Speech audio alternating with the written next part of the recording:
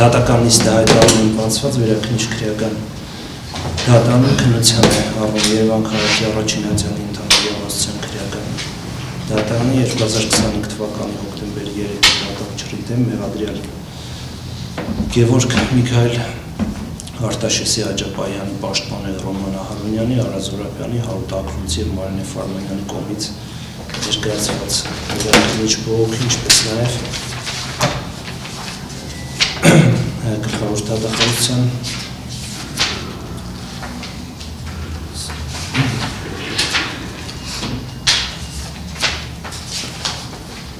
Սահմանադրական կարգի հիմունքների պետության և հասարակական անվտանգության դեմ ուղղված հանցագործությունների գործողարության պետի տեղակալ Վան Հարությունյանի կողմից ներկայացված վերաքննիչ բողոքները դատական նիստ նախագահում դատավոր Մանասյանը, կազմի դատավորներն են պարոն Մարկարյանը, Տիկին Հովակիմյան, նիստերի քարտուղարն է Հակոբյանը, դատական նիստերի քարտուղարն խնդրում եմ զեկուցել ովքեր ներկայացել դատական նիստին։ Դատական նիստին ներկայացել են հանրային մեղադրողներ Հարությունյանը և Դալակյանը։ Դատարանն արձանագրում է, որ դատական նիստը փաստացի բացվել է ժամը 15-ից 15-ին, այսինքն նախատեսված ժամից 15 րոպե ուշացումով եւ այս ընթացքում պաշտպանության կողմից ներկայացուցիչ դատական նիստին չի ներկայացել։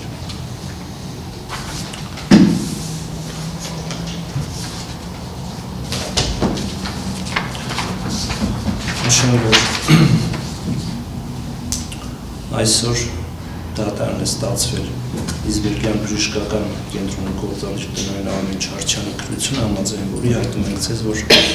Գևորգ Միքայել Արտաշեսի Աջապայանը 26/12/2025 թվականին վիրահատվել է, ներկայումս գտնվում է հետվիրահատական բուժման ընթացքի մեջ, առողջական վիճակից ելնելով ներկապային բուժարան չի կարող մասնակցել 13/01/2026 թվականի դատական նիստին։ Հաշվի առնելով վերնշված գրության առկայությունը դատարանի աշխատակազմը հեռախոսազրույցի ունեցել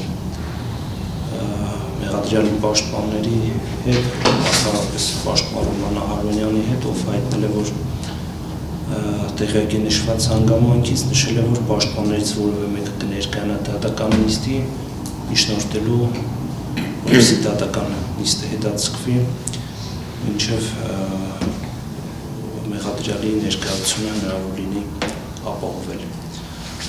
Հարգելի դատախազներ, նման պայմաններում ինչ դիրքորոշում ունեք, խնդրեմ։ Պատվարժանատան հաշվառում է, որ ըստ էության մեղադրյալը չի ներկայացել առողջական խնդիրների պատճառով եւ նույն համատեքստում չեն ներկայացել նաեւ վերջինիս պաշտպանները, հետեւաբար կարծում առկա պայմաններում միանշանակ դատական նիստի հետագա հետաձգման։ Շատ լավ, առարկություն չունեք։ Ոչ, պատվարժան։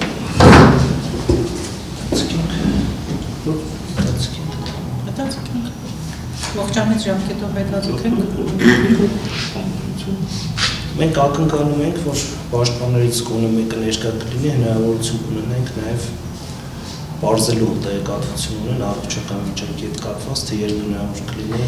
տեղափոխել դատարան դատական նիստի մասնակցություն ապահովելու նպատակով, բայց նման պայմաններում դատարանը այդ հնարավորությունը չունի այս բանը հաստատել։